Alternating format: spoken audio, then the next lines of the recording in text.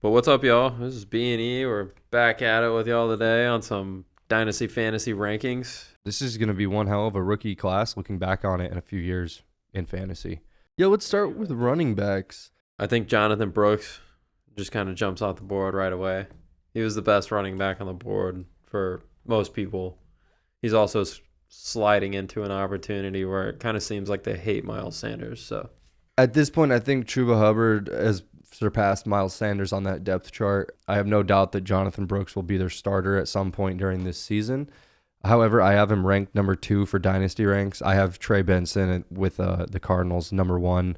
I think he can turn into a two-headed beast with him and James Conner on a team that actually has some potential and some upside. I like Trey Benson in the long term for Dynasty. I just don't see the Panthers being, good enough to maintain top-level value at skill positions going forward in the future. So, yeah, I have him 2. I think he's going to have more playing time in 2024, though, than Trey Benson, unless James Conner gets hurt or something. we will see. That's the best part. Who do you have 2? 2, I have got Blake Corum. I kind of feel like Kyron Williams eventually prices himself out of St. Louis. Did you And, say St. Louis? oh, shit. Yeah. Dude, that's awesome, man. I forgot they even played in St. Louis. I forgot they even left St. Louis. L.A. Blake Corm's just kind of a do-it-all everything, and he's big. For me, he's the most comparable thing we've seen to Christian McCaffrey since Christian McCaffrey. So I'd like to see him do a little something, and I think he can do that with McVay. That combo, McVay and Corum, that's very exciting to me. I have him at 3. Any of these top 3 dudes, they all look amazing coming out of college. I guess the eye test, you got to give it to Jonathan Brooks. However, any of these 3 dudes could end up being number 1 when we look back at this class. And there's a few other dudes that could end up being number 1 still. Corum, to me, just solid. The Rams, they know what to do with the running backs. They'll figure it out. He's a nice-sized running back that has all the skill sets you need. I like it. Like I said, I had him 3, so I'm guessing you have Trey Benson 3? 3, I've got Jaylen Wright. Damn, okay. I like Jaylen Wright better in college than I liked Trey Benson. I've got Trey Benson at 4. I think Trey Benson's got an opportunity to go hard. I just think that Jaylen Wright has a better skill set and will ultimately be the better running back. It may not be this year, but in the future, yes. That's bold in my opinion. I'm kind of a Jaylen Wright hater, not because of his game or anything, but because he went to the Dolphins that seemingly just refused to have a premier running back, no matter how hard somebody's going. Yeah, I feel like maybe he slides in there, though, and just gets those. I know he'll get some touches because they'll give everybody a touchdown there. Don't doubt that. But he's still playing behind Raheem Mostert and Devon Achane. Yeah, I think they're ready to send Mostert out, though. Mostert will be out at the end of this year. Okay. And it'll be him and Achane just duking it out. I get what you're saying. I have him ranked down the board at 7, personally. You're good. I just don't like Dolphins running backs, truly. Yeah. They're good. They were so damn good this last year. It's tough trying to figure out who to play in your lineup with Dolphins players, unless their name is Tyreek Hill. Yeah, no kidding. Tyreek's a lock every week. But on to the next. 4. Trey Benson. For me, you said that's your 4? Yeah. Okay. I think I already gave my little bit of explanation on him. I don't need to go any further. So who do you got for? Audric Estime on the Broncos. So I got him 5. Granted, I have watched more highlights and tape on him than any of these other guys. I'm a little biased, but I think this dude is going to wreck it in the NFL. I just hope the Broncos take care of him and he stays healthy. And he can easily surpass Javonte Williams here in a couple of years. I think when Javonte's contract is over, they'll just roll with Estime. And I don't think P. Ryan's going to do much of anything to threaten his snap count this year. I think he's going to contribute this season. Yeah, I 100% agree. I've got him just a spot lower. Yeah, I think he's eventually going to show out. Javonte's bound to get hurt. And I don't even think we keep Samaje Perine for this year, honestly. You think he gets cut? I think he gets cut. We don't have to pay him. He's not guaranteed anything like that. So I think he might be a cut. And we roll it out with Javonte and Audric Estime when they truly see how good he is in camp. He's just a good running back with not a lot of tread. Yeah, I would love that. And I think this is a great dynasty pick. And I think he would honestly be a nice sleeper in just a redraft league this season as well. Late round if you play in a deep league. Yeah, if you got a deep bench, definitely hold on to him. Yes. Okay, 5. I have Marshon Lloyd on the Packers. This is a dude I don't think is going to contribute much in 2024. He might snipe some touchdowns here and there, but I kind of doubt it between Josh Jacobs and A.J. Dillon being out there on the field for them. You know, and they're obviously paying top dollar for Josh Jacobs. So, yeah, like this is a dynasty pick. Yeah. He's really damn good, and eventually, I hope eventually, anyways, he'll be the premier guy for the Packers. They stick with the guys they draft up there for the most part. The Josh Jacobs signing is the first free agent signing for a running back I've seen in Green Bay in a good while, as long as I can remember, honestly. Seriously. So, yeah, he'll end up doing some good damage up there in Green Bay eventually. I really agree with everything you just said. I think whenever we see him finally touch the field, he's going to remind us a whole lot of Aaron Jones. And he's definitely not going to see it this year. So he's definitely a draft and stash type of guy. Yeah, for your deeper dynasty leagues. But yeah, I've got him right here at 6. Okay. So, or 7, my bad. So not much further down the board. And you had estimate at 5, correct? Yep. And so who do you have 6? At 6, I've got Tyrone Tracy.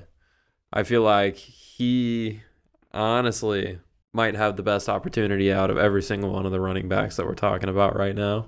To play this season? Yeah, there's not necessarily anybody in front of him. They did just get Devin Singletary. However, that doesn't like scare me. Yeah. Not on a Giants roster like that. Exactly. Yeah. I have him on my list at 10. I like the prospect of his touches in 2024 and beyond.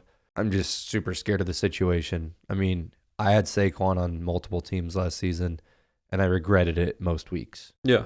Because like even Saquon Barkley, you know, it hurt. Like he was getting multiple like 7-8 point games and things like that. I don't think Tyrone Tracy is going to do much better than Saquon Barkley on that roster. Yeah, but at least you can accept 7-8 points from Tyrone Tracy on a week, you know.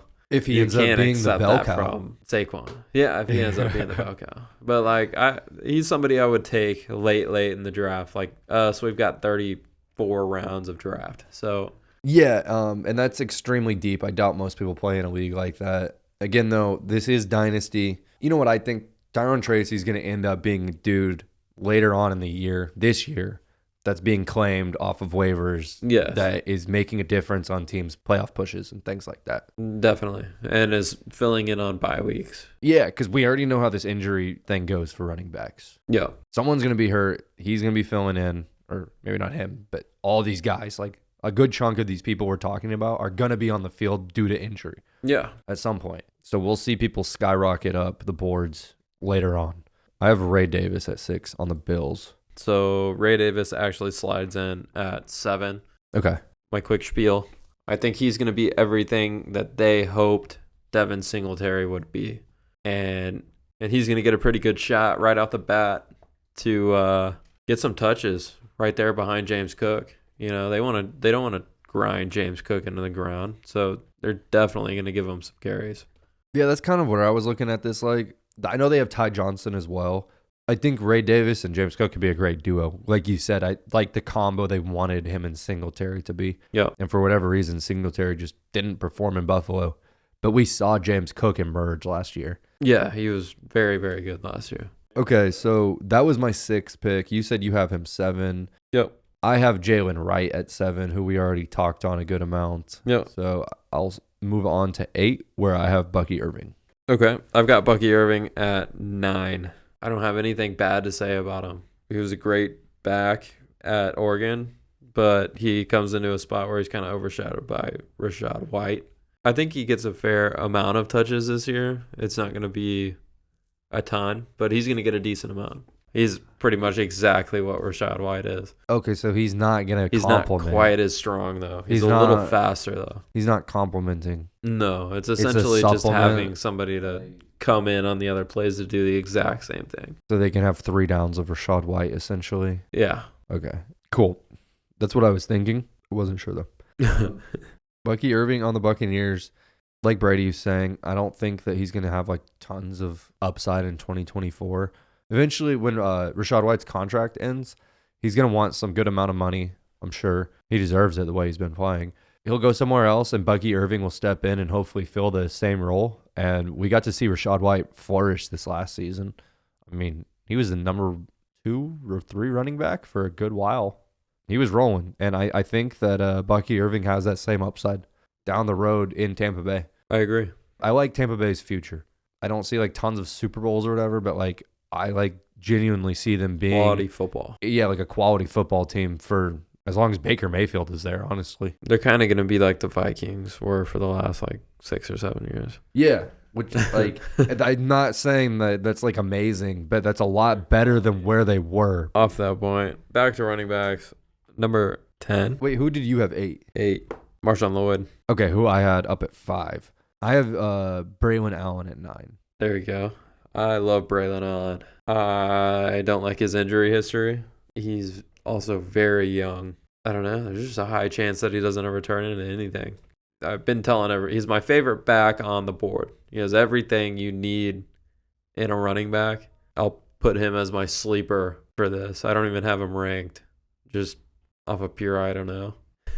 Because he's just a question mark to you? He's just a question because he's not in the best situation. No, Breece Hall is a beast. Yes. Braylon Allen's truly going to have to prove it through some sort of something. Both of the dudes ahead of him have injury history. That's true. He has a way to the field off injury.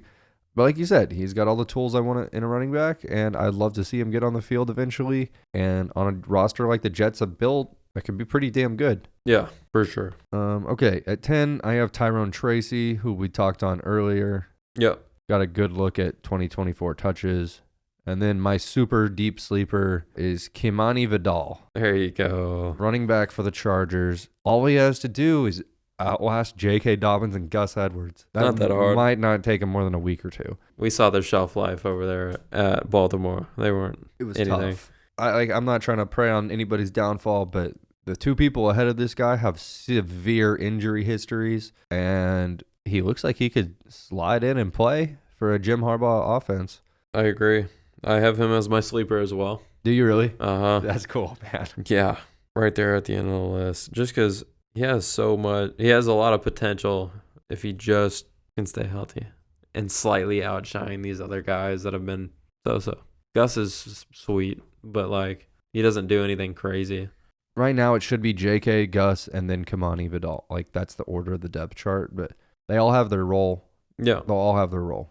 Yeah. I really don't think that J.K. is going to be a bell cow by any means because like Jim Harbaugh's not going to let him. Can't hold up. Yeah, he's not going to give him more than like 12, 14 touches a game probably. Unfortunately, that's the reality of his career at this point, I believe. Yeah. No, that is. That's it. I got to give you all my number 10. Isaac Guerendo. Ooh. Who's the backup for the Niners? Elijah Mitchell. Yeah. Who's injury prone as hell. Exactly. Injury prone as hell. I don't see him playing any sort of a factor in anything. Isaac Guerendo's fast as hell. I expect him to see the field more than Elijah Mitchell simply off of that fact. I think he can really change the pace out of the backfield. Shanahan is really going to like that. Yes. Shanahan will like him for sure. And I think this year, especially, Elijah Mitchell he'll have a pretty firm hold on the number 2 spot in the running back depth chart. Until he gets hurt. Guerendo, I think, is because of his speed, he's going to do a lot of special teams work this year and kind of prove himself. Because the 49ers, they don't just let you come in and do anything. Right. They're not just going to give you a spot because you're good or whatever. They're like the Patriots, but fun. Yeah, they make you prove your physicality on the field before they trust you to, like, with the ball in your hand type thing. Yeah. They got to trust you without the ball in your hand, which is why Ayuk was in the doghouse for so long. No kidding. But now he's one of the most physical blocking receivers in the game, and that's 49ers offense. Yep. All their running backs are physical as hell. Elijah Mitchell's physical. He's just like made of glass. Paper thin. But yeah, let's hop into the tight ends. Okay, cool. I'm excited about these running backs, though. Yeah, man. There's a lot of potential starters. I mean, all those guys could be potential starters that we just said. All it takes is the right situation and the right injuries. Yeah,